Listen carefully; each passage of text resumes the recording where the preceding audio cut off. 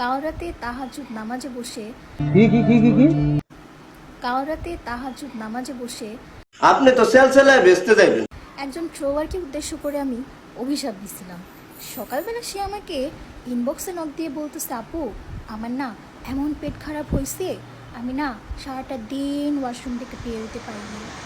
তো কী বললা ছেলেরা?